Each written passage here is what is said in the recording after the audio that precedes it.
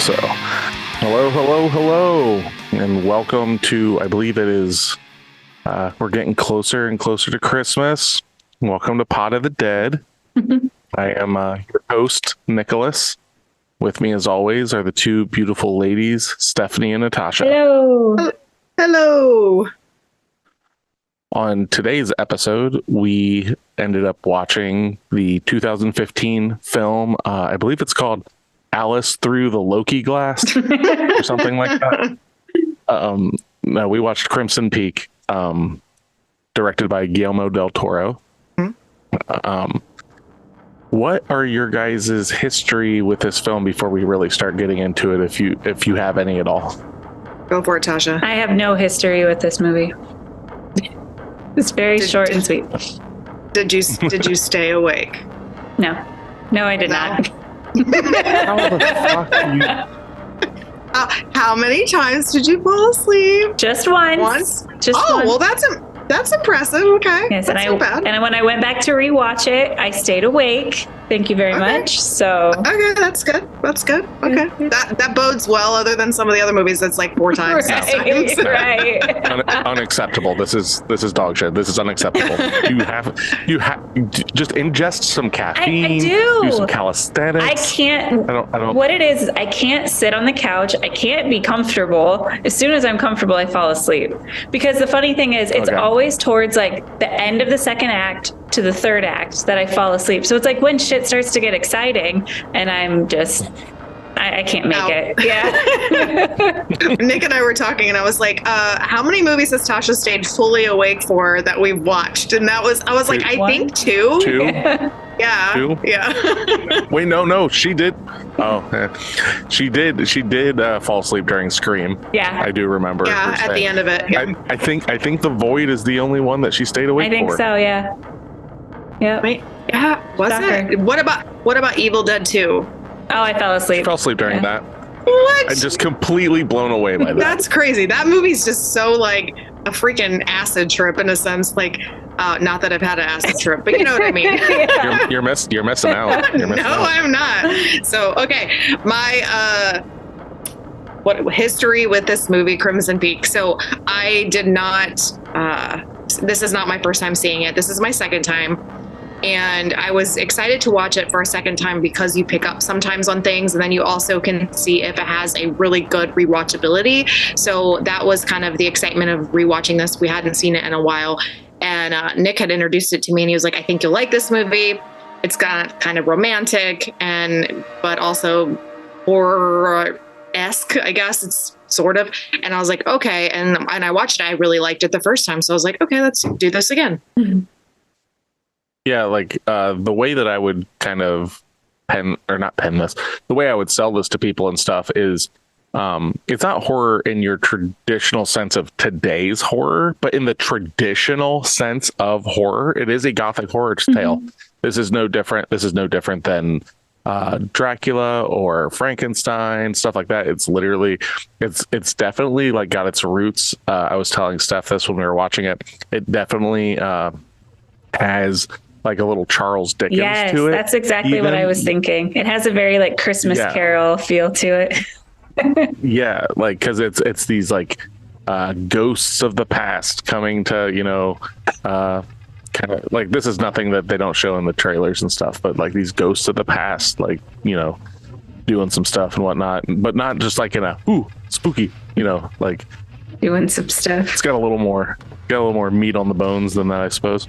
Yeah, I mean, it's got that creep factor that you would get. I did not pull, like, because I like Dickens, but it's not my favorite. So, like, I didn't notice that when I first started watching it. But you can definitely tell if you think about it that, yeah, that does definitely pull from that. I agree, though. I do think it pulls a lot from, like, even because I think they even bring up the name, like, is it Mary Shelley or whatever? Yeah. Yeah. It definitely pulls from that. Dickens pops into my head because we just watched A Muppet Christmas Carol and put up the Christmas tree the other day. So. Oh yeah, in my absolutely. forefront. That's the tradition at our house as well. That stems from Tasha and I's tradition growing up. Yep. Okay. Every year, Muppet Christmas Carol, tree, get the fuck out of my way. This is happening. Best Christmas movie out there. It is. It straight up is. Gonzo is Charles Dickens. What more do you fucking want? I know. Gonzo's great. But the thing about this film that it kind of, I'm trying to put the words together. This doesn't seem like something that we would normally cover and stuff, because it's not an intense film, and like there's the little bit of mystery to it and everything, but it definitely like leans into the romance more than anything else than we've covered and stuff. And I kind of forgot how much it leaned into it. I remember it being like the whole like driving force of the movie or whatever, but I forgot how like classically romantic it is and stuff. And I kind of wish I would have put it off till February for like.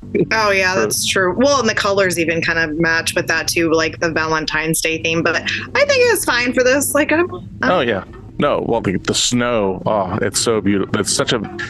If anything about this film, it is probably the most beautiful movie that we've watched for the podcast. I agree with that. I would say, yeah.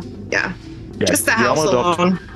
Yeah, Guillermo del Toro. That house is real too. They built that whole house. Nick, I think I can hear you through steps also. I'm hearing you twice. Yeah, I'm able to cut that out. Oh, okay. Yep, I'm able to take out the noise floor. Okay, I just haven't noticed that in a while, so I wasn't sure if something different happened. Okay, continue. Sorry. Nope, you're good.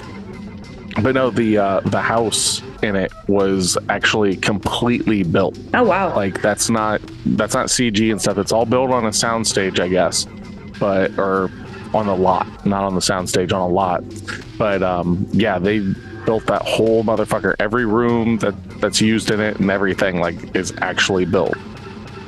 Yeah, I believe it. I mean, it's the details in it. I wonder if any of that was CG'd or if that was just part of what they actually built and they took pieces apart in order to make it. So I don't know.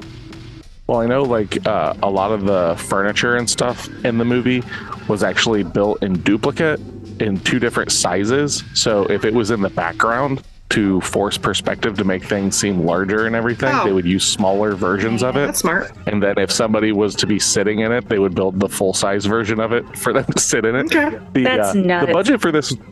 Yeah, the budget for this movie was pretty big for considering what we've talked about in the past. Whether some of ours are accurate or not, though, is another correct. thing. So, but they're nothing compared to this. So I believe, I'm trying to think. I can't remember what Scream's budget was, because Scream came from like Dimension and all this stuff and had Wes Craven attached. But this is a Guillermo del Toro film. This is after he had done films for many years. He was the director for Blade 2, and he had done Hellboy. And the film that he did after this won Picture of the Year, The Shape of Water. So like he definitely has like been around in Hollywood and stuff like that for quite a long time. It wasn't until Pan's Labyrinth that he started getting more buzz, as it were, as like being one of these like visionary directors, or like, as I call him, like the adult Tim Burton. And like this film definitely like leans into that. And this is what I look at as almost like the adult version of like Edward Scissorhands, in that sense of just like the beautiful snow and all that kind of stuff. Like it just kind of clicks on. I also got like Beauty and the Beast vibes from the house, and then especially like there's a scene towards the end that just like screamed Belle. I agree. I thought that too when we were watching it, and the house itself kind of gives that like creepy. I think he even said that when we were watching the movie yesterday. So I was like, yeah, this is like Beauty and the Beast. Well, its own version of it, but yeah. So, what's the budget? What do you girls think the budget was? $100 million. Jesus Christ. Next. 30 mil. $1. Oh, so I'm going $1. We went too high, Tasha. Really? Okay, what is it? No, you didn't. Oh, okay. Okay. $55 million. That's high. Oh my I was God. close. Yeah. But but like $100 million. Good Lord. Like I said, I'm not James Cameron. This is not not good with money. This is This isn't Avatar. This didn't cost $1 billion. And that's what I was basing it off of. Like, I know Avatar had a ridiculous amount. I feel like it's around there. Yeah, but Avatar's a masturbatory film that's just made to like stop it. Be like, look at what we can do. Here we go it's again. Beautiful. I know. Just because we can, we didn't think if we could, if we You should. got that really screwed up. That's not the phrase. It wasn't even close. Shut up. It's close enough. It was close enough for you to That's correct fair. Okay, but let's talk though. The budget makes a little bit of sense because this movie is probably one of the movies that we've watched that has literally the highest star-studded cast that we've watched in their height of their fame. So like when we watch Scream, there's some people who are famous, but they're not at the height of their fame. Like they end up being famous after Scream, and or they're like in the midst of like their fame. Compared to this movie, we're talking Tom Hiddleston. Like he is Loki, and he's very like he's top notch. He has his own freaking show now. What, honey? Funny thing about that is he wasn't their original pick for the role. Okay. It was Sid the Sloth himself, Benedict Cumberbatch. Oh, okay. Well, I could kind of see that. And the reason he stepped down was I'm going to try and say this without spoiling anything. It has to do with the sister and the theme of it. Okay. Yeah. Okay. It makes him uncomfortable. Because it was originally supposed to be I don't have her name right here in front of me during this part, but her role originally as written was supposed to be a wife, and then they decided to change it to sister. Oh, okay. But was it the same actress the whole time? No. So, God, I wish I had her name right. Jessica Chastain. There you go, Jessica Chastain. She actually tried out to play the lead female role in this movie. Oh. Okay. She wanted to be Edith. Yep, she wanted to be Edith. Okay. And they were like, well, let's try having you read for Lucille. The Lucille. There you go. I'm horrible with names. Yes, Allison. I finished it earlier today. Yes, Allison. Yep. But the lead female role, like, so there were two roles that were already signed on, and we got quote unquote second string. So Hiddleston was going to be Cumberbatch. Okay. And then Alice in Wonderland, that was originally going to be Emma Stone. Oh, I think we talked about that. Yeah. Emma Stone probably would have done okay in this role, but I really like the girl who did this one. So I think Emma Stone would have done this role better because, like, personally, because I just feel mostly in this movie that Tom Hiddleston just acts circles around everybody in this movie. I don't agree with that. Acts circles around Edith and her character. But I think he and Jessica Chastain do a phenomenal job together. I agree. That's exactly, because like you can't, like the sister part, like Jesus, she acted the fuck out of her part. Like, damn. I mean, I don't even like her character, but damn, she did good. And obviously Tom's amazing in everything he's done. So like, it fit his, like, even like aesthetically, it fit the theme, like the way he looks, because he's very androgynous almost looking, but the fact that like Benedict Cumberbatch was going to play that role, I would not want to watch this movie. Right. Like, I don't really care like for him. him. I was going to say, I don't think he's that, I don't think he's an attractive man, which granted, we just talked about this on an episode recently about women and stuff, but the point of this character is he's supposed to be like this, like, charming, attractive man. Yes, charming, attractive. And Benedict Cumberbatch looks like fucking Sid the Sloth. Sorry. I love him. I don't agree with that. You love Sid the Sloth? Do you love Sid the Sloth? No, not really. But I like Benedict Cumberbatch. I can just see that he probably wouldn't fit this role as well. Right. But I think like the aristocratic, the like intelligent side, but exactly, he doesn't have that like allure, that like sex appeal that Tom Hiddleston has. You kind of need that. Well, see, yeah, and that's the thing too, is like I know Tom Hiddleston as Loki and stuff like that, and then going through his like backlog of movies and stuff like that, I don't really know him from much else other than Loki and this. All right, I'm all so like the whole like sex appeal thing, other than him being like handsome or whatever, like if you hadn't seen this film, I don't think he's like necessarily attractive as Loki I do. or anything like that. You're so full of crap. My God. I'm full of crap. Okay. Anyway, but no, like in this movie, I can see where somebody could be like, "Oh, look at him!" Like with his top hats and his double-breasted suits. Yeah. Yes, that's finely tailored, but you can tell it's 10 years out of style. Yeah. He's very dapper in this. That's what. Yeah. But I watched him in Only Lovers Left Alive, which is like a vampire movie, and he was amazing in that. Isn't the female lead in this also in that film? I don't think so. Tilda Swinton is the lead in the other one. In that one, yeah. And then he was in Kong, and I liked him in that. And what else was he in that I've seen? I don't like any of the King Kong films. He's just, and no matter what he does, he as a person is a very attractive person. So no matter what role he plays, he's got that going on for him. So whether he's like Loki and he's a mischievous god, or he's playing this guy or playing a vampire, like Tom Hiddleston's just hot. So yeah, it's just one of those things. It's one of those things where it's like, mom needs a bottle of champagne in 30 minutes. Tom Hiddleston's on the TV. He does, and it's weird because he's not, I wouldn't call him like the most classically attractive person. He has this charisma about him. And like, I remember watching like interviews and stuff with him when he was like getting out of like the Avengers movies and all of that. And like, he is exceptionally likable. Like, he's kind of like Paul Rudd in that way. It's like, you just like Paul Rudd because Paul Rudd's Paul Rudd. And like, you just, and he's a good looking guy.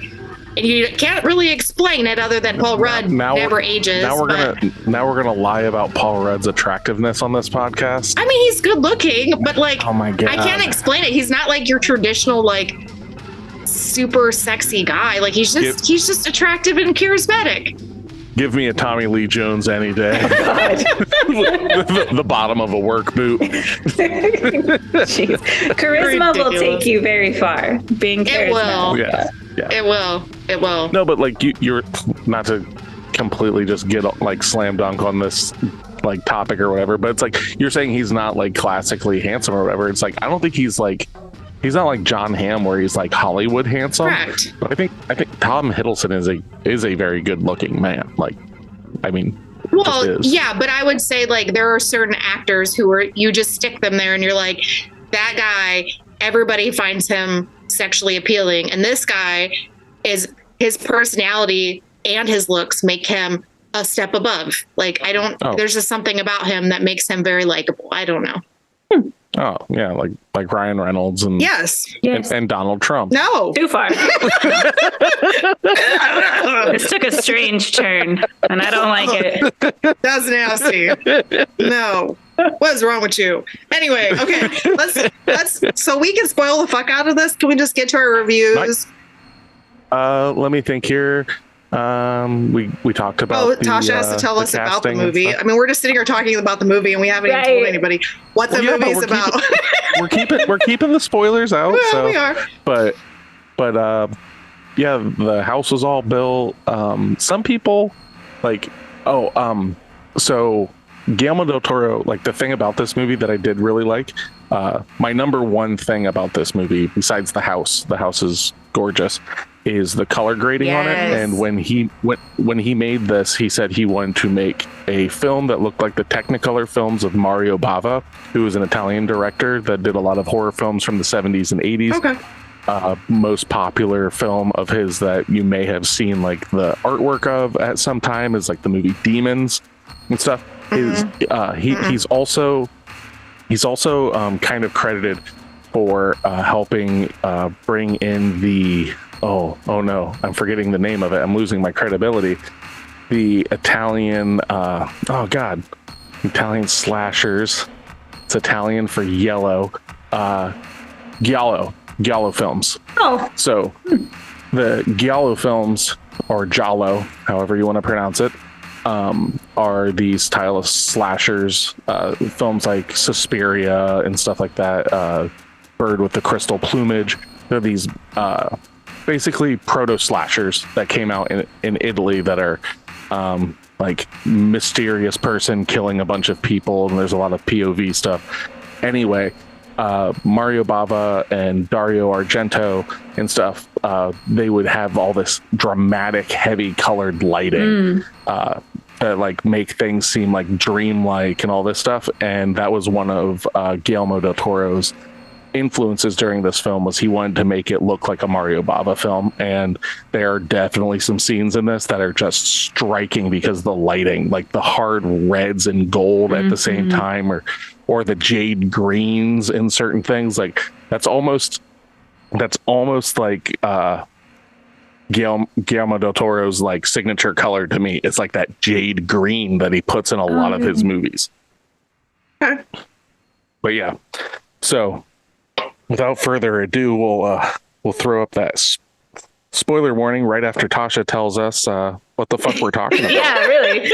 So Crimson Peak is a 2015 gothic romance film directed by none other than Guillermo del Toro and written by del Toro and Matthew Robbins. It stars a whole slew of awesome actors, including Jessica Chastain and Tom Hiddleston. It's set as an Edwardian era England, or it's set in Edwardian era England, following an aspiring author who travels to a remote Gothic mansion in Cumberland, England, with her new husband and his sister. There, she must decipher the mystery behind the ghostly visions that haunt her new home. Yeah, I think that covers it pretty well. Yeah. One other person that we've been. Well, two other people before we throw the spoiler warning up. So if you're not familiar with this film, maybe these are some driving forces. There is a character in this film played by Charlie Hanneman that is the doctor in the film. So he's been in like some other Del Toro films. He was in Pacific Rim. He was the lead in that. He plays Jax Teller in the Sons of Anarchy. I'm rewatching that. I'm rewatching that show right now. And so we were sitting there the other night, like watching this, and he's like, "Oh my God, he's taking people from fucking Sons of Anarchy." And I was like, "Yeah," because who does he take? Oh, he takes. Well, he's also got Ron Perlman as Hellboy. Yeah, in the Hellboy films. Yeah, and Ron Perlman plays Clay, and yeah. Yeah. But then the one that, like, we were watching it the other night, and then Edith's father in the film, I was just like, who is this motherfucker? Who is this guy? I've seen him. His name's Jim Beaver, and I was like, the name doesn't ring a bell, but his voice, it's Bobby from Supernatural. If you've ever watched Supernatural, he's the guy that the boys would always go to, that would like hook him up with the weapons and stuff. Oh, yeah. Okay. He's also Supernatural, right? Like was he a demon hunter? He was a demon hunter. He worked with their dad. I only watched like the first few seasons of it, but I did remember I loved Bobby in that show.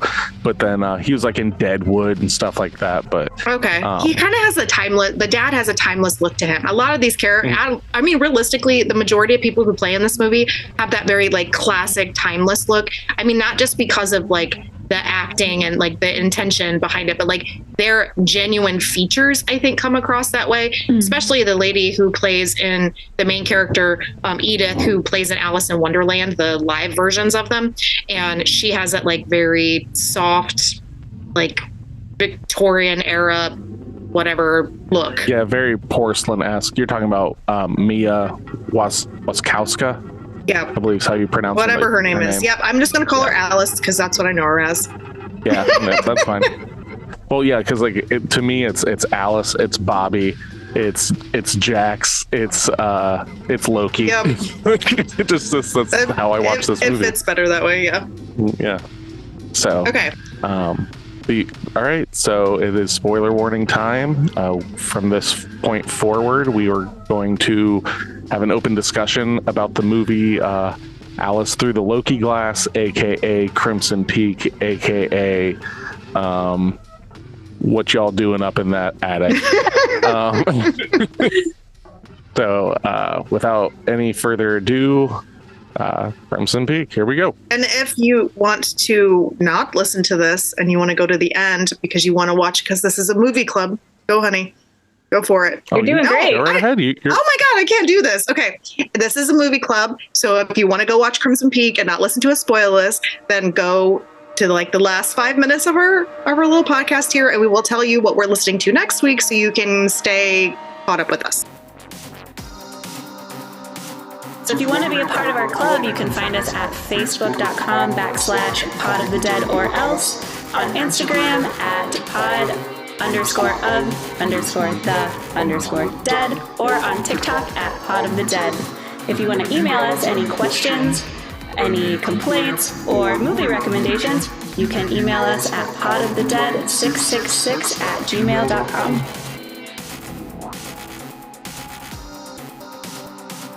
Round of applause. Yay, thank you. You did great. No, that's your new job. No, you I get don't. to do movie club. I don't want to do that. You were already doing it before you realized you were doing it. You can't make me do it. I knew he was missing it, and I was like, I'm not going to be like, honey, do this. I guess I'll do this. Okay. Yeah. So we need reviews. Which one do you want to read? Which one do you want us to read first? I think for the most part, as far as I'm concerned, that we're all going to probably give it favorable scores. The movie. Yeah. So let's go the 10 out of 10 first. Okay. And then we can talk about the 1 out of 10. Yeah. This is a perfect blend of 21st century filmmaking with an early 20th century setting. The story is romantic and passionate and draws you in like a tale from Bronte or Du Maurier. There are subtle homages to both. Although Jane Eyre / Rebecca thing has been done a lot before, here things are fresh and evolving, and soon with the supernatural aspect, things do have on a different feel. That is a that's something. I even read this beforehand, and it's still hard to read. Also, some tongue-in-cheek humor with a portrait of Mother. The filming and sets, quite, quote, woman in black, especially the mansion, are quite stunning and worth seeing on the big screen. The details will be lost on the small screen. It isn't often that a written-for-screen story is so good. The cast is perfect. Mia was already a terrific Jane Eyre, and is the only one I could think of the role of a naive American heiress, Edith. Tom Hiddleston, as the Thomas of English baronet who sweeps her off her feet, is as creepy as a vampire. Jessica Chastain is beautiful and owns the screen as his sister Lucille. What a terrific role for her. Charlie how do you pronounce his last name? I think it's Hunnam.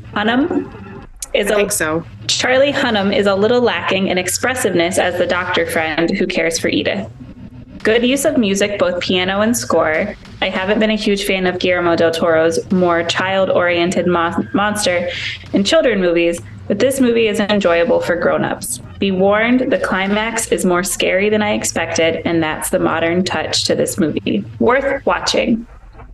Yeah, I agree with that. Yeah. I do agree with the Charlie Hunnam thing where it doesn't matter. I haven't seen the King Arthur movie he did, so I can't talk about that one. But him as Jax, him as the Doctor in this, and him in Pacific Rim, his voice and everything, he just kind of plays the same character all the time. He doesn't embody a character. He just kind of like wears the clothes and does the job. Yeah, I think he's okay as an actor. He's not my favorite character in this or in Sons of Anarchy, but he does do good in the King Arthur movie. But it's also a thing that there's like also more people around him that build up his storyline. So yeah, I would agree. I think he might actually be better if he was acting in his native accent. Correct. And he didn't have to keep Australian. if he didn't have to keep trying to have an American accent, he might be able to emote better. Yeah, there was him and Mia are both Australian, and then Tom I know is He's British. English. Yeah. And then I'm not sure about Chastain. I imagine she's American because I was gonna say I've heard of her. Not that I haven't heard of the others. Anyway, He's American. but Okay. yeah. But something that I did find funny is Charlie and Tom have a little bit of history in the past. They both tried out for the same role years ago, and neither of them got it. Was it they both for tried, Thor? They both tried out for Thor. I knew it. Oh, that's shocking. And could you see Tom Hiddleston as the Almighty Thor? No. That's terrible. No. But obviously he got to come back to read for Loki. Right. But yeah, I saw that. I was just like, are you fucking serious? Like, I saw him in an interview once talking about that, how he tried out for that. And I was like, what? That's adorable. Come on here. Yes. We will fight Yeah, them. because he's like petite. Like, Yeah, he's very pencily. Yeah. I mean, Chris Hemsworth and Mr. Jax Teller, they look very similar. So I could see like where that would go with the blonde hair and the same physique. I do think Chris Hemsworth as a whole is a better actor. But like, and they're all Australian, so that's or they're both Australian, so that's funny. Realistically, they're kind of one and the same. Every time I see Hemsworth in something, it's just like you think of him as Thor and stuff, but like at the same time, like he's not really putting on a lot in that. He's just kind of like wearing this suit and doing the thing. Yeah, that's a really good point. And if you have you guys seen the movie Heart of the Sea that he was in? It's like a Moby Dick. It's the Moby Dick one. Yeah, that was Moby Dick. Yeah, that one he's a very big actor in that, and that does not make you think of Thor at all. Like he does a really good job. Come back here, whale. Come back here, whale. I shall smite thee. Yeah, it's really good. Like I was very impressed with his acting skills after seeing him in Thor, and I was kind of like, is he gonna be one note? And he was actually not. He actually did a really good job in the movie, I thought. So, right. But I can't say that I've seen everything he's been in. So yeah. I mean, All right. Let's hear this. I guess we're spiteful 1 out of 10. I know. I'm hoping it's got at least pretty decent grammar because sometimes these are pretty rough. Okay. Hey, let's not just call them out on all of their grammatical errors. I don't. Okay. Let's see here. This is written by somebody that lives in the UK though, because they have the U's in their words. So, skip seeing this movie and go straight to stabbing yourself in the eye with the fork. Ouch. that was the review. Well, no, that was the headline. Yeah. Oh. Warning, spoilers. Yeah, but that's exactly the way it starts with this. Okay. Imagine a completely humorless installment of a series of unfortunate events in which a young Count Olaf seduces Violet's dim-witted older cousin and takes her to live in his haunted red-painted factory. Throw in some incest and a lot of graphic violence, or skip seeing the movie and go straight to stabbing yourself in the eye with the fork. I love this so much. Ouch. Okay. The plot is one long cliche. That's kind of the point of this movie, but sure. Okay. Lonely young woman moons over handsome, mysterious stranger, moves to isolated house where terrible secrets of the past emerge to the accompaniment of loud noises, scary music, and special effects. Much blood is spilled before the heroine and her rescuer emerge slightly the worse for the wear, but still alive. The setting was depressing rather than eerily atmospheric. The acting was stilted and drab. The Edwardian era costuming shining. What? Okay, let's start this again. The Edwardian era costuming stunningly synthetic. Oh, absolutely really? beautiful. It was gorgeous. The special effects seemed designed primarily to showcase the amount of money and effort put into them. Isn't that kind of the point of doing special effects, is to like make it look better than the money that you spent? Like you want to make it look better and you want to be special. It's kind of in the name. Yeah. The effect that's special. The effect that's special. Yeah. Yeah. Oh. Was that the end of the review? That was our review. Yes. No. They kind of ended on like, they didn't really end it. It was just kind of like, I'm done talking and they're done. So. Like I can understand the stilted acting because like I do feel like that with Charlie and Mia. So I feel like some of that's intentional though. I don't. I really don't, just because I've seen them act before. I agree. I don't think either of them are that stellar of actors to begin with. Okay. But that's just me. I mean, everybody's got their own taste and stuff like that, but they definitely are not the first, second, or third person that I would choose to play these roles. Now, Mia looks the part. Right. Like she looks like the porcelain kind of, soft features. Yeah. Yep. But I don't know. Like I would have loved to have, good Lord, I would have loved to have seen this movie with Emma Stone in it. You know who would have been a really, really good, the best actress for this? Anya Taylor-Joy. I really like. I could see her in it, but like realistically, I think Emma Watson would have probably been the best person for it. What do you think, Tasha? I think Emma Watson and Emma Stone are too strong of women to play this role. I like Mia's character because she is this fair. So fragile. Exactly. Yeah. Like she plays that character. She is that character. I don't like that character, but she's like this naive, like. But she totally has this thing though, where like, she's like, no, I'm going to be taken seriously and everything. Like at the very beginning of the movie, when she's talking about putting her book out and everything, she's very like has this very fuck the patriarchy kind of vibe going on and everything. And once Tom is in the picture, that kind of goes away. Yeah. And I don't think that would have gone away if it would have been somebody else. I don't think it really would need to, like, necessarily, like for what happens in the oncoming weeks, months, or whatever, however long she's there.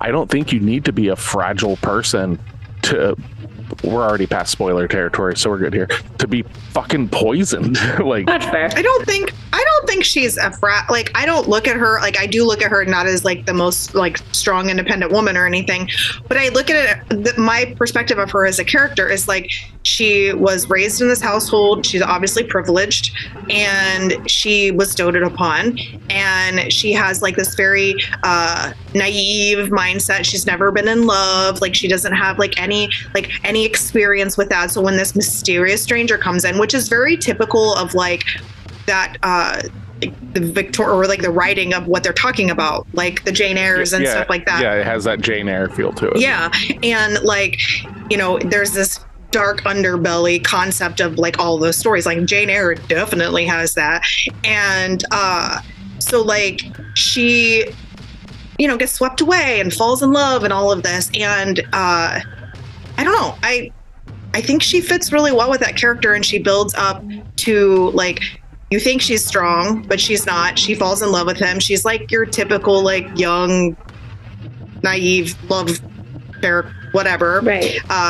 And then she does eventually, though, I think she does get her backbone a little bit more, like as the storyline goes on. I mean, obviously at the end, she definitely does. And she goes searching through the house and all those things. So obviously she cares enough.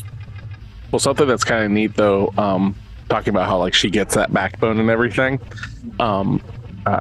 Charlie Hanneman was kind of hesitant of taking on the role until Guillermo del Toro basically told him, it's like, well, you're going to play the damsel in distress in this movie. And he was like, oh, I'm on board for that. until I read that, I was just like, okay, right on, like she saves him. And then like when he says that, I'm like, oh, he kind of is. He kind of comes in, he gets fucked up and everything. And then fucking, I want to say Esther. What's her fucking name? Edith. Yeah. Esther.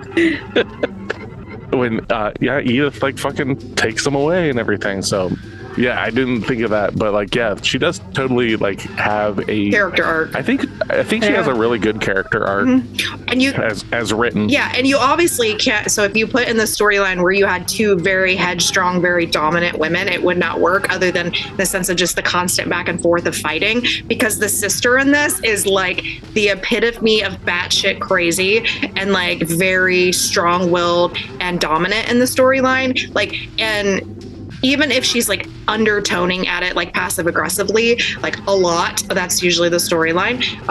She's just crazy. So you can't really you need to have your offset. Yes. I think. So she fits really well with that. Thank you. Yes, that's what I was trying to get at. Like, she's like this bookish type. Like, she's always wearing bright colors. She's always wearing, whites and yellows and that long blonde hair. Like, that is a beautiful opposite to Lucille's character, who's always in those jewel tones with the dark hair, and that alone is just beautifully done. And you don't even have to know like who the bad person is and who the good guy is in this without hearing anything. You can just see it based visually, which I think is so cool. Yeah. Well, and the other thing I thought was really cool, and I was telling Nick about this when I was watching it, that they actually match Edith, is that the sister's name? Yeah. Lucille and Tom Hiddleston's character. I always forget. I think is his name actually Tom in the movie? Thomas. Okay, yeah. Yeah, it's Thomas. So both of them have the same matching eye color in this movie. Like they even matched their eyes. I watched it and I was like, what? And I saw it again and I was like, that's kind of cool that they're playing it up that harsh. Like they both have dark hair. They both dress similarly. Like they fit that in that aspect, I guess. They definitely look the part of siblings. Mm-hmm. Yeah. Like definitely they have these similar facial features, like their nose, and like they've got kind of like wiry, thin kind of frames and stuff like that. Yeah. It would have been interesting also, considering that Jessica Chastain read for the role of Edith, like how that would have went, because she does a really good job in this. Like my biggest problem though, like I said, with Mia and stuff is being basically surrounded by Jessica Chastain and Tom Hiddleston is just blown out of the water when it comes to like, and she's supposed to be the focus. Realistically, but she's supposed to be the soft one. She's supposed to be the meek, the naive. She's not supposed to be the strong character. I know, but like I understand. I'm not talking about her character. I'm talking about commanding the screen. I'm talking about like making her presence known, but she's so soft, so meek that she's just kind of like blown. Like what anybody else shows up, whether it's fucking Dad or Charlie Hanneman or anything, they just completely like overshadow her in any given moment. And she's just kind of like this wafery blonde girl through the film, which I understand is the character. But like in the sense of being the leading role, it's weird. I don't agree. I agree with that. I think she's one of. I don't think she's the lead. I think she's one of the three. It's her, Jessica Chastain, and Tom Hiddleston. Those are the three, and they all have varying degrees. The holy Trinity. The father, the brother, the sister, and the poisoned wife. Right. Yeah. Well, and then let's talk about like the way this movie starts, because that was one of my favorite things about this when I rewatched it, and I wrote the quote down here. It talks about the ghosts are real. This much I know. The first time I saw one, I was 10 years old. So like it leads you into the storyline understanding like you're getting this eerie, you're not just getting Tom, you're not just getting her, like the ghosts themselves are their own characters in this, and they're the most tragic part of this entire storyline. Like their backstories, other than her mom, I don't think her mom's is necessarily like her mom comes to her and tells her beware of Crimson Peak or whatever. Mm-hmm. And her mom's my favorite ghost. Yeah, she's really cool looking, but just because she's the black ghost. Yeah. Where the red ghosts make sense. Yeah. Continue. I'll explain later. Oh, the red ghost. Oh, yeah, they make complete sense. You're right. Okay. And the black ghost makes sense too, because she died from the not the Black Plague, but the Black Fever or something like that. Mm-hmm. Oh, did they say that? They said she died from something like that. Yeah. That's why she. Yeah. Okay, I didn't. Yeah, it was some type of disease back then. It was super contagious, and they got like either boils or they got deformed in some way, so they had a closed casket. Ergo, Okay. I think it like turned their skin black. So she didn't get to see her mom. I've seen this film like 4 times, and I didn't pick up on that. Tasha did though. That's right before she fell asleep. Black ghost must warn people. Out. Yeah. Snoring. Okay, so what did you guys think of the dad's character in this? I like him. I think he does a really good job of what he's supposed to do. He's a very headstrong capitalist. Yeah, I don't like him as a person, but he played the role of the American tycoon. Yeah, that's true. Yeah. I mean, legitimately that's a good way to put it. Legitimately going to pay Thomas to fuck off. Like, I know your shit. Break her fucking heart. Get the fuck out of here. It made me so sad. But at the same time, I completely see his perspective. And like, that's what was hard for me. Like, the dad did a really good job acting in this. I thought he was a very good typecasted type character. Like, he hits on all points that he needs to. He looks like a dad. Yeah, he does. And he acts like one. He's very headstrong. Like, his presence is very known. And I liked that a lot. He was, I like how she talked like how her dad had to dress like young because he was getting older and stuff. I thought that was sweet. Yeah. And I liked his character a lot in that sense. But at the same time, it's like, well, if you found out all the shit that he found out about Tom's character, would you not want to pay somebody off to get them to leave your child alone so they can move on? It depends. So at that point, he knew everything from like the president. Okay, I didn't realize that. Yeah, he hands them papers, and it's Tom's wedding certificate or marriage certificate. Okay. Yeah. Okay. So he knows that he's married still, and he's bankrupt. Yeah, he knows all this, and so he's doing the fatherly thing. It was like, here's some money. Go the fuck away. I don't want you here. Like, and there was also the clipping from the newspaper that was in there too about how the mom died. Their mom died. And how they were the only ones in the house, that kind of part. So like, he was doing the fatherly duty, and then obviously he gets offed. And I forgot how graphic that was when I watched it this time. And I was like, that was way more graphic. Like, there's 2 scenes in this movie that are exceptionally graphic. And that's one of them. That's why we're covering it. Like, that's why it fits in here. If it weren't for those scenes, it's just a gothic romance. Mm-hmm. But the dad scene and the Tom scene, the Tom scene. Oh, yeah, you covered my eyes. I was like, tell me when it's over. I can't watch this. This is awful. I let out a very long groan for that entire going. God. The whole time as Drew's laughing at me. Like, it's so bad. Yeah, it's horrible. So, and then what else? Oh, we'll talk about it when we get into it later. So don't worry, guys. Yeah. Yeah. So what else are we talking about in this?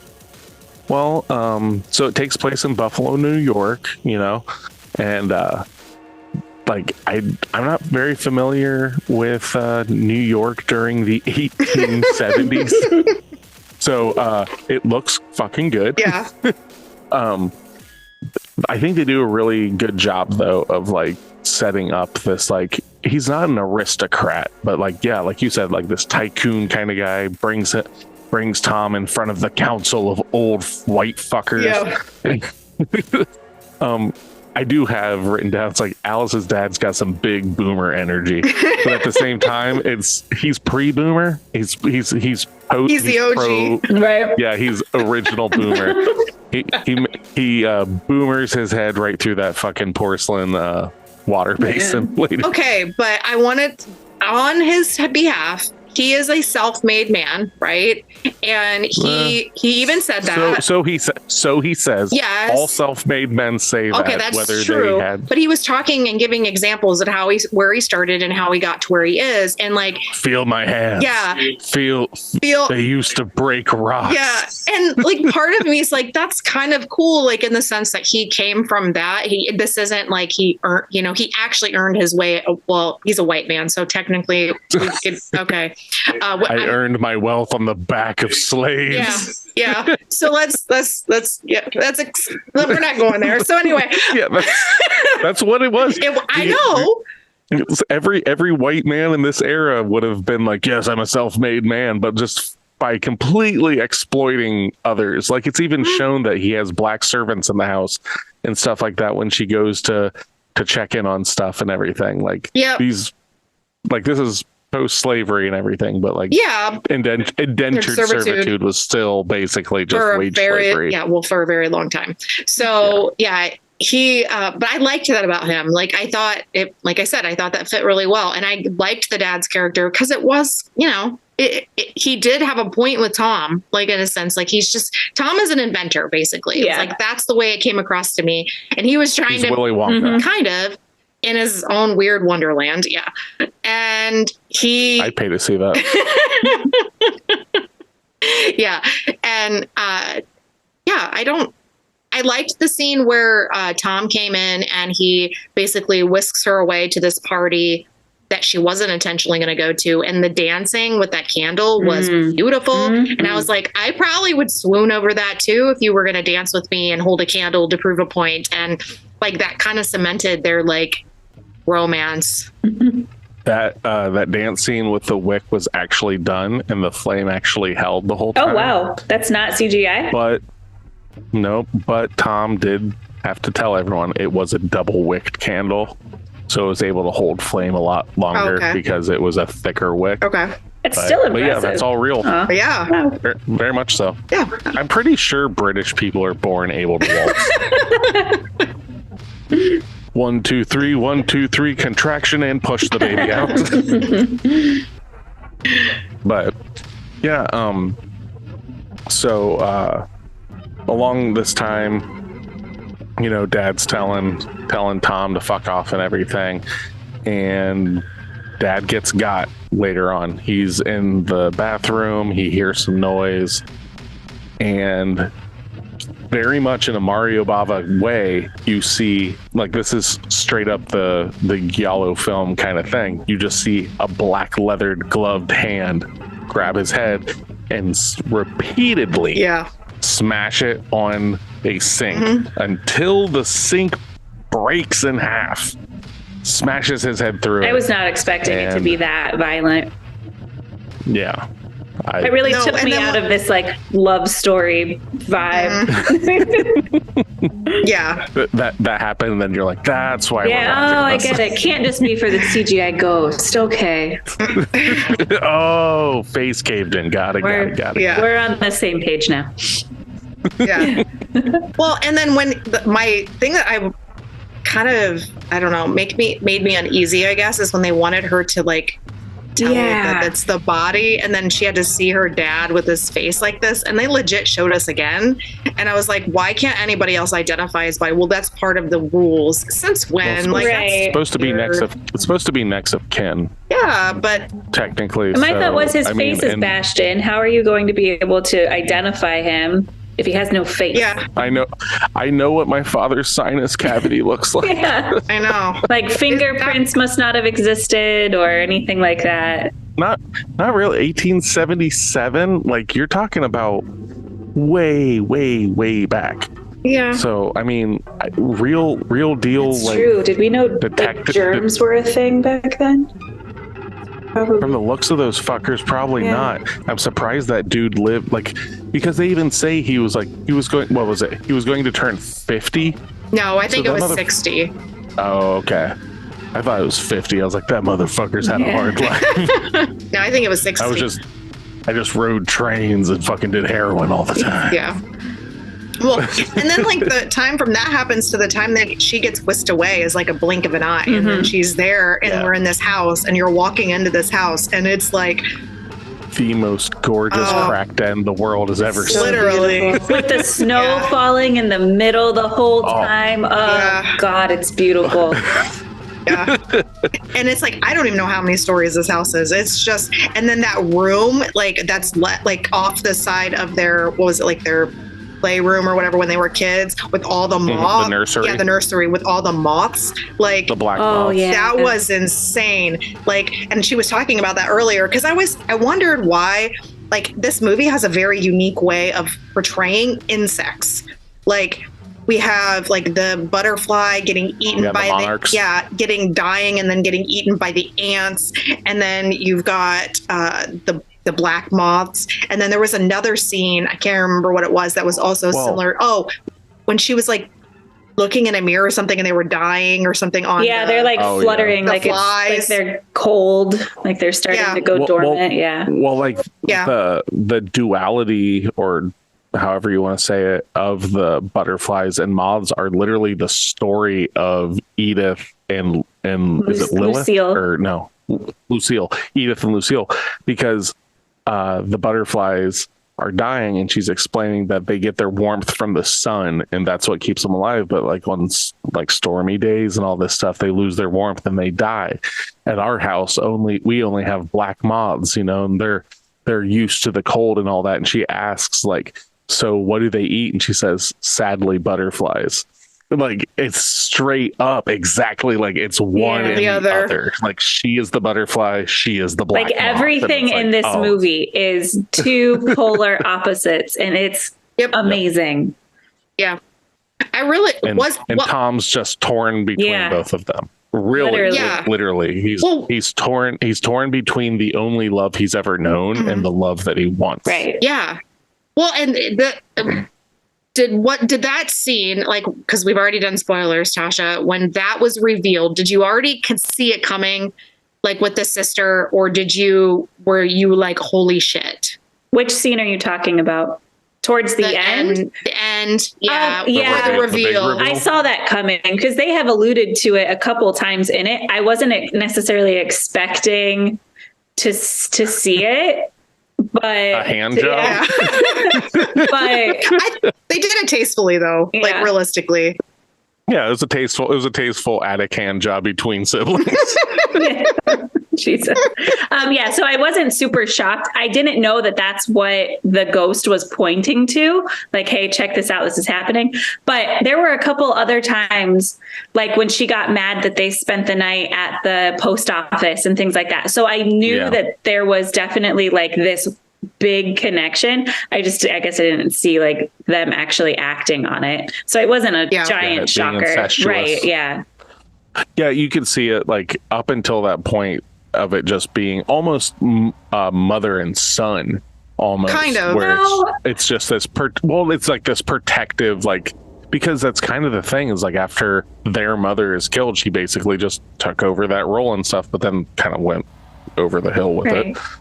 Yeah. There was another spot. I don't know where I think it was after that. Yeah, it was after that because they got the machine to fit. And when she hugs him, it's a very like territorial hug. Like there isn't love necessarily there. And I don't get that motherly aspect of it at all. It's like, you are mine. And then that's when she mentions like, no, we did this. Like, this wasn't you and Edith. This was us. Like, there's that very... Well, that's because... Possessive. That's after he says like, well, let's go show Edith and everything, and that's where she's like, whoa. Yeah, no, she's very possessive over him and their household and wanting what she wants, and like, well, it has to probably do with like partially with her mental illness too. Like she's just batshit crazy. Oh, yeah. My God. Oh yeah. And she plays it really, really well though. Like, if I did not know that she was going to be like to that nth degree of crazy town. Like, you kind of think of her just kind of being like this weird, unique kind of bitchy person. And then it just keeps amplifying as you're watching. And then it gets worse and then worse. And then the poisoning starts happening. And I thought that was brilliant to add that to this, like where it was like, it's going to warm you, like giving her the tea. And I was like, this bitch is killing you. Yeah, and I like those subtle nods where like she would serve the tea and like kind of pass it out or hold a cup, but if you paid attention, like no one else ever drank it. Or Tom would be like, no, I don't want it. And she would just hold the cup and like wait for Edith to take a sip of it, and then like she would put her cup down. I thought that was really well done. So it's like these subtleties that you, like you said, you have to pay attention to it to get that before it's like, boom, you're being poisoned. Yeah. Yeah, and it gets to the point where she's like coughing up blood and is like super pale and just like damn near like delusional and everything, like just barely able to keep it. But like, okay, so we've talked a lot about the incestuous stuff and all that, but we really haven't talked too much about the fact that the ground that this stands on, this house, I think it's like Oh, I've got it right here. It's on clay. Allerdale Hall. Mm-hmm. The massive house. It sits upon this massive red clay bed. And when the snow comes, the clay like basically bleeds into the snow, causing the snow to turn red. And that's where we find out that this place is what is referred to colloquially by the residents in the nearby towns as Crimson Peak. So she was warned previously by her mother not to go to Crimson Peak. And like when Thomas explains that and stuff, like you literally see like her heart like fall out of her chest. Like, oh yeah, no, they call it Crimson Peak. She's like, ugh. Wait, what now? what did you call this place? But something that I thought was kind of interesting though is, and the reason I bring it up like that is because previously when Edith is talking to Charlie Hanneman's character, the doctor, what's his fucking name? It's like McMalley or something like that. It's a Mick, I think. A Mick M. I'm just gonna call him Jax. Okay. When she's talking to Jax and stuff, he starts showing her like ghost photography and everything, and starts talking about how certain minerals are able to trap spirits and stuff like that, and it's the silver in it and all this and blah blah blah. And then when Tom is talking about the clay and everything, he says that it's packed full of all these minerals and all this stuff. That's why this house is so fully haunted of these ghosts and stuff, and why they're so drenched in red, because their bodies are dumped into these clay pits and stuff like that. That's cool. So I thought that was really neat. That's like the ground. It's not that it's like, oh, it's an Indian burial ground. It's nothing like that. It's literally like the ground is enriched with these certain minerals that for some reason it keeps spirits nearby and everything. And I was like, that's fucking so cool. Then the other two can see the ghosts too? Because I thought it was just Edith was able to see them. No, it's just Edith. Okay, so until the end. But until the end, which I think is kind of weak, but it kind of breaks the rules. But it does. It serves its purpose narratively, I guess. Yeah. But like, I think it was neat that they didn't just like do an exposition dump. They just kind of brought it up like through story beats, and it's like, oh, it makes sense. Cool. Why we're able to see. Yeah, but I wouldn't have even thought of that as like being necessary, only because these people died tragically. And so a lot of times when you see movies that the tragic deaths stay put because they don't have closure. And so like her seeing these people and them, the ghosts in this, which I really liked about it, is they're not bad. They're actually good. Yeah. And like, that's the Dickens part of it. Oh yeah, really that's true. Yeah. And I really liked that because it was like they were helping her. And then when she found those like recordings in the closet, they kind of showed her where that was. I liked that. And then those were creepy as fuck. Mm-hmm. And the breakdown of like all these women that have come before her, and like this is just the repetitive nature. But we were talking about this last night, and it was like, do we feel like genuine, other than at the end, that Tom's character actually had like really liked her or wanted her from the beginning? Or was this just a means to an end? Because you get that feeling of like, well, he's done this multiple times in order to keep their household running or whatever. Because obviously their dad squandered their fortune or something along those lines. Yeah, he was jet setting. Yeah, and his sister has fed all of like, that's part of the sad part about this, is like his sister has consistently fed him all of this bullshit, and over the years from childhood, essentially, from what it sounds. So he's believing all of this like through indoctrination, I guess, in a weird form. I always wondered, and what you guys thought, is it was his genuine interest in her, like was his interest in her genuine from the beginning, or was it just a means to an end that then built to something? I think it was a means to an end that then grew into something, because like Lucille had mentioned, like Tom had never slept with any of the other women. And I think that's a big part, because they slept together in the when they spent the night. Yeah, when they spent the night at the post office. So I think like something started to grow. I think at the beginning though, she was just another target. Mm-hmm. And I think it was a lot earlier though than like it was well before she got to the house that he starts falling for her. You think? Yeah, I think it's more along like because he's very hesitant about the paycheck thing and having to break her heart. I think that's about like I'm not saying he's in love with her, but I think that's right around the time where he's just like, fuck, I really don't want to do this. Because even like from the get-go, she's fucking the sister says like, why her? Like she's so young. Like, you know, there's all this stuff that's like from the get-go.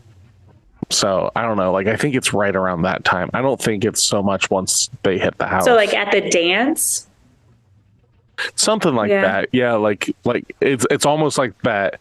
Oh shit. Gotcha. Like this was originally like supposed to be that, and now I feel something. We're gonna go through with it and see what happens. Maybe I can talk my crazy sister out of it.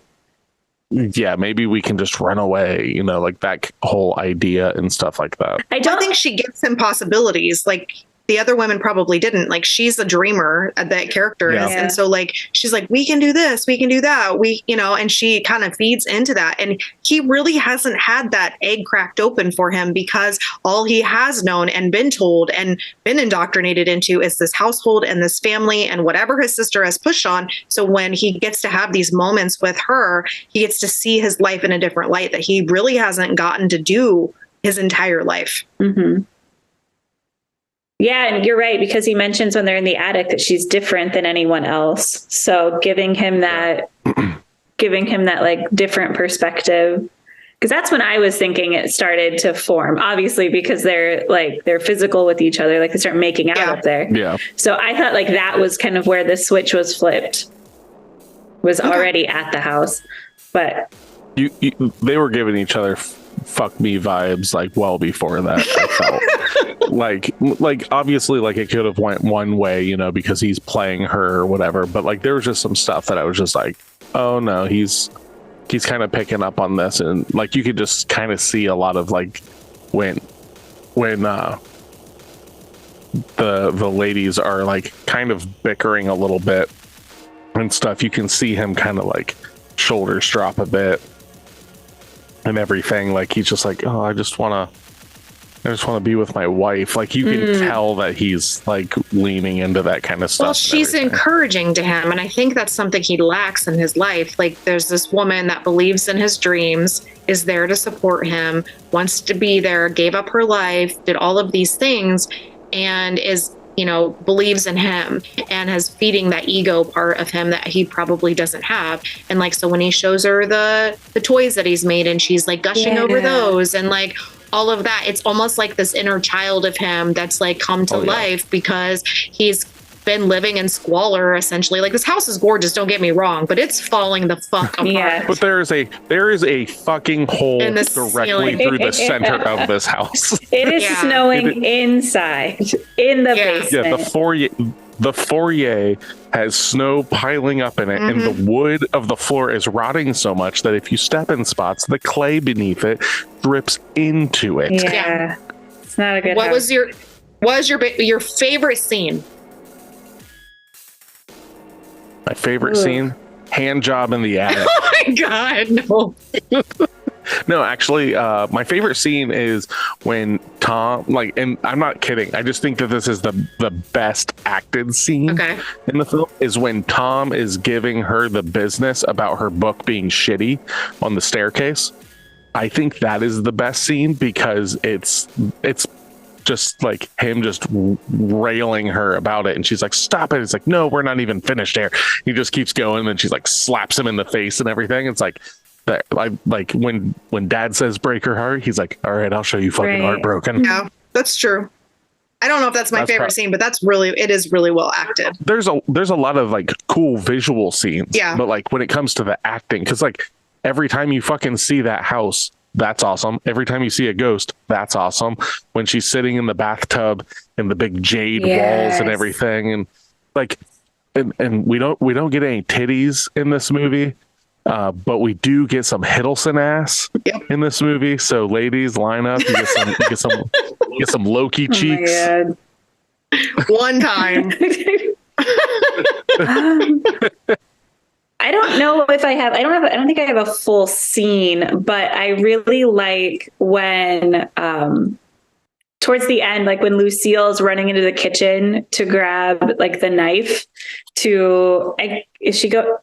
before she stabs the doctor.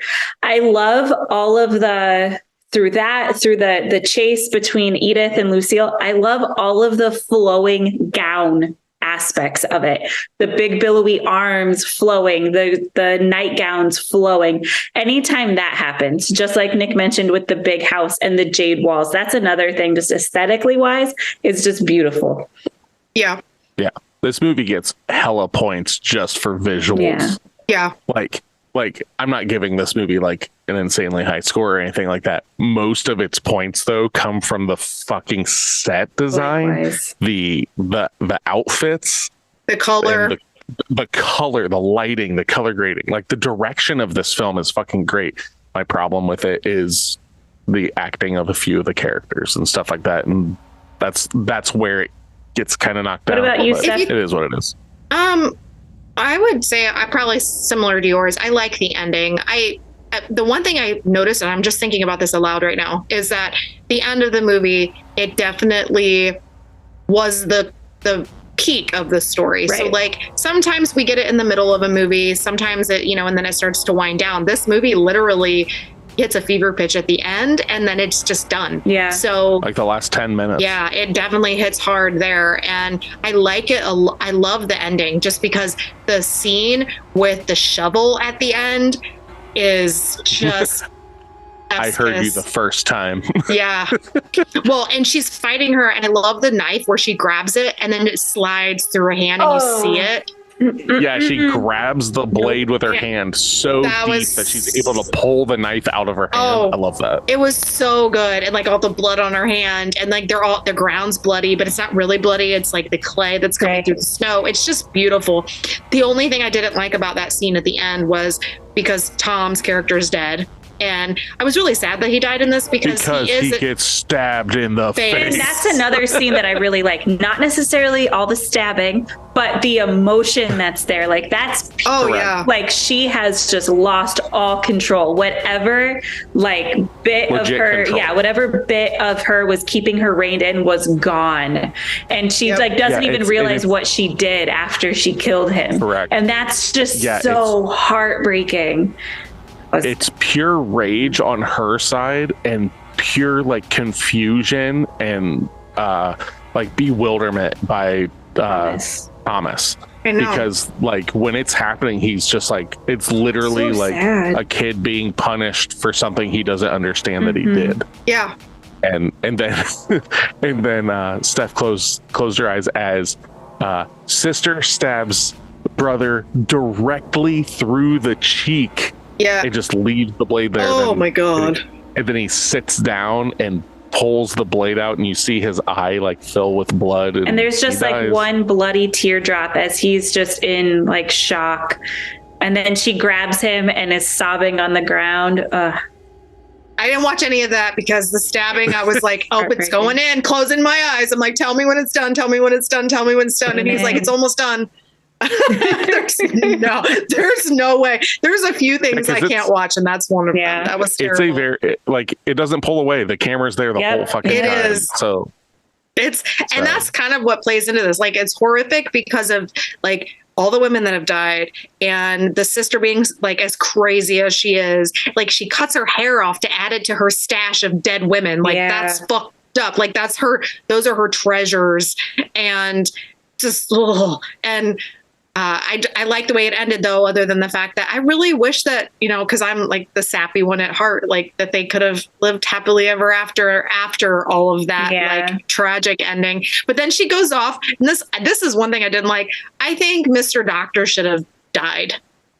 Yeah. I mean, like, I do like the fact, though, that like Tom is like kind of like reluctant about everything that's going on at that point, and the doctor's just like he's been stabbed in the armpit, and then Tom's just like, "You're a doctor. Tell me where to stab you." Yeah. Like he doesn't want to kill him. So I do like that like character arc of him trying to get out of it in a way. Mm-hmm. So I don't think he's the bad guy. Like, I don't think he's obviously not the one poisoning all these women. He is the one luring them in. Another tragic character. Exactly. Yeah. He's put in this situation over years and years and years, and he just doesn't know another way out. Yeah. It's so sad. And there's a quote that I've got from the sister that is explaining like all this horror that has gone on and everything. And she says, the horror was for love. The things we do for love like this are ugly, mad, full of sweat and regret. This love burns you and maims you and twists you inside out. It is a monstrous love, and it makes monsters of us all. And that in itself embodies the fucking film. Like the relationship between the brother and sister, and it's monstrous. Like what she does, like she's fucking a monster. Like she is not to talk shit about mentally ill people or anything like that. Like we've all got our problems.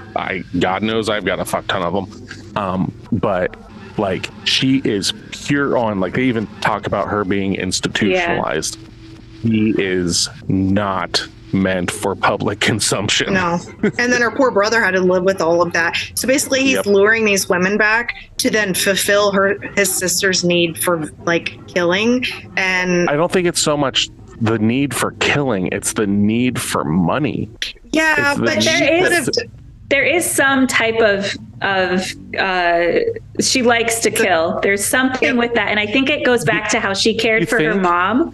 How she talked about her dad broke her mom's leg and she cared for her and she brought her back. I think there's a caring, Misery-esque Kathy Bates quality to this. She's killing them very slowly. If you wanted it just for the money, you would have them sign and then off them.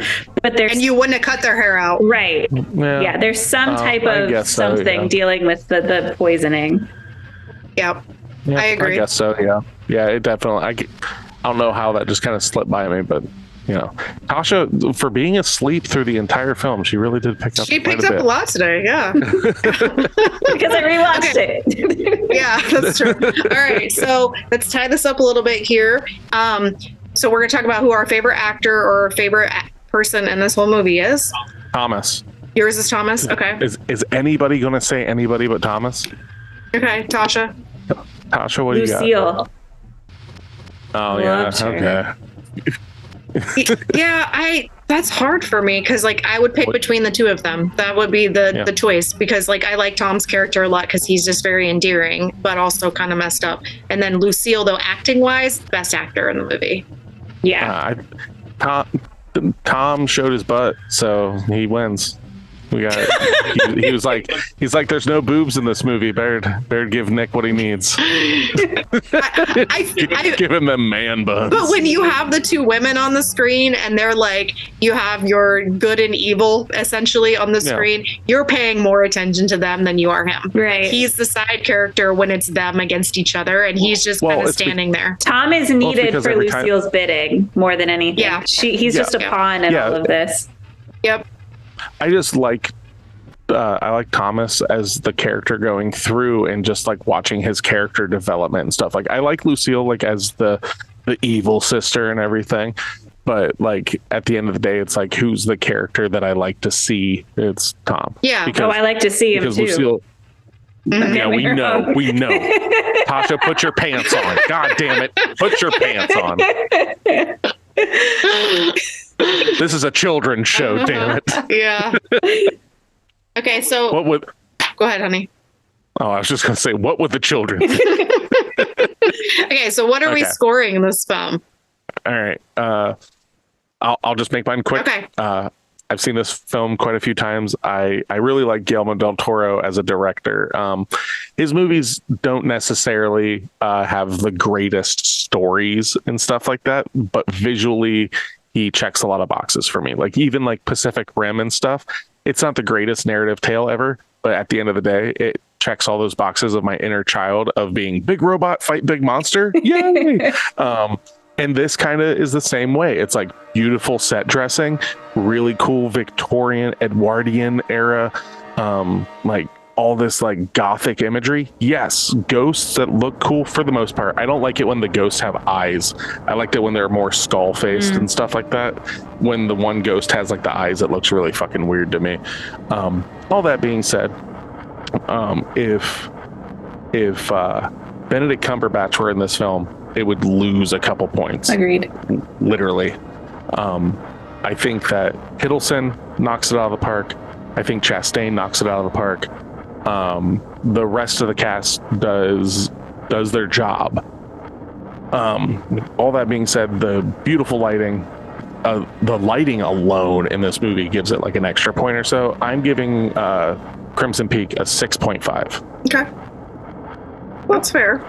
What do you got, Tasha? So along a lot of the same lines as Nick, right out of the gate, I loved the period of it, the Victorian aspect of it, the bright colors, like all of those things just instantly tied me in. I wasn't a huge fan of the like sound design. I didn't really like a lot of the scoring in it.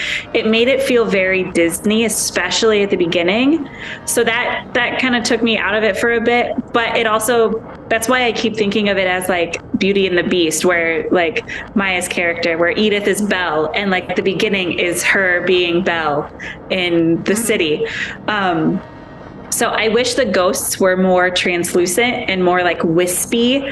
I wasn't a huge fan of them. They did their part, but I think it could have been done better.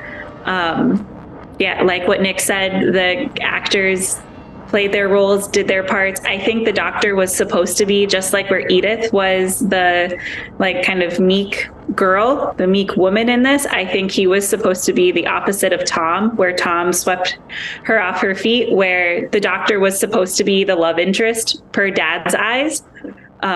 So I think they played their roles right. I didn't necessarily like those two characters, but they did, like, they were their characters. Overall, this is a movie, I was telling Drew about it because I was trying to come up with like the most thoughtful, because there are so many things that I love about this movie, but there are also parts that I don't necessarily know if I would watch it again. If it was on, say I came over and you guys had it on, or for whatever reason it was on TV, I would sit down and watch it. And I think I would recommend it to people that are interested in like dark love stories. But as far as going back to Netflix, finding it and watching it again, I don't think I would.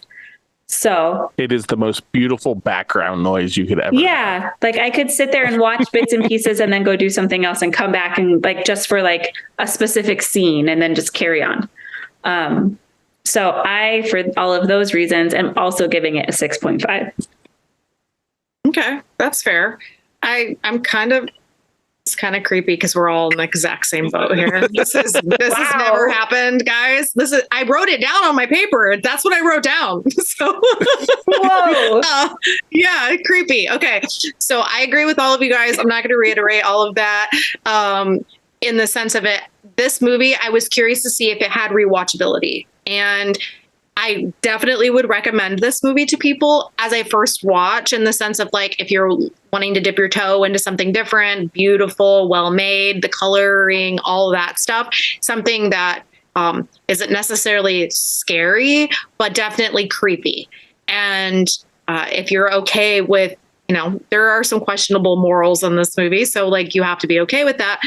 We don't really care about watching movies that have messed up shit in it, but some people do. So, yeah, it's got that Pornhub, like, what are you doing, big brother? Kind of bullshit.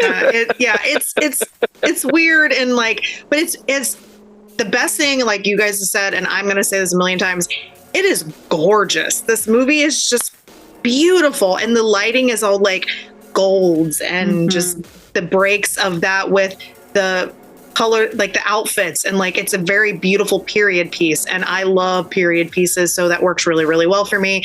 I actually, as weird as this sounds, other than her being a dreamer, the whole author aspect of this was kind of lost on me. It didn't really add to anything to the storyline. It was pointless. She could have been anything and it would have made a difference.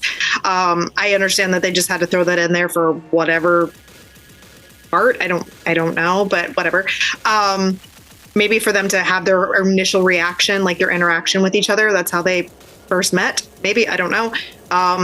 But yeah, I gave this also a 6.5. Well, I can do that math. Okay. I believe we got a 65%. Yeah. Good job, honey. Yeah. So that's a pass. Yeah. It's definitely. I think most people would like this film. Yeah. Yeah. I definitely think if you are more, I don't want to say director savvy, but like if you are it's not necessarily the narrative that you're after, but you just are interested in like cinematography and stuff like this. This movie is a fucking clinic. Like it has some of the most beautiful like sweeping shots inside this house, like running through. It's so fucking pretty. And the acting is really good in this, in my opinion. Yeah, it's really good. Like as much as I'm dogging on it, it's only because I'm dogging on it in comparison to two other people that are acting. Like I think Tom is just blowing everyone out of the water, but at the same time, Jessica Chastain is fucking doing an amazing job too. Like they steal the show for sure, without. And I keep going back to the other characters are supposed to be that way, so they're doing what they're supposed to be doing, and they're doing it well. Yes. But they're not the shining people of the show. That's the difference though. Like they're the supporting characters. Right. So it's not that the acting is bad. The acting's really good because they're playing opposite the very tormented characters. Yeah. My thing is that with such a small cast, you're talking about literally like 5 people that you see multiple times and stuff throughout this film. For 2 of them to completely outshadow the others is ridiculous. But think about those 2 and their house, those 2 and their attire, those 2 and their personalities. All of that is big. And then you have very bombastic. Exactly. And then you have American doctor, American, girl, sweetheart. Right. So like they don't have any of those qualities as a character. Yeah. And then Edith takes off her glasses and Loki's like, "Oh my God, you've been beautiful all along." Exactly. Oh God, terrible. Okay. All right. Anyway, so it's movie club time. Yes. So we're giving Crimson Peak a 65%. Yeah, that works. It's passed. Watch it. It's good. And then movie club. The next episode should be coming out on the day after Christmas, I think. And for that, we are going to watch Krampus. Yay!